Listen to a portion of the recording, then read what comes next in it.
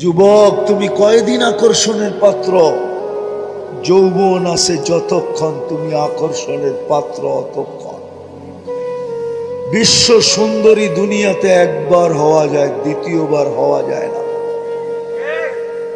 কেন? এই জন্যই, কেননা এক বৎসরে বিশ্ব সুন্দরী যে আকর্ষণের মাধ্যমে হয়েছিল, এক বৎসরে ওটার ভিতরে চুল পরিমাণ হলো ভাটা পড়ে গেছে, ভাটা।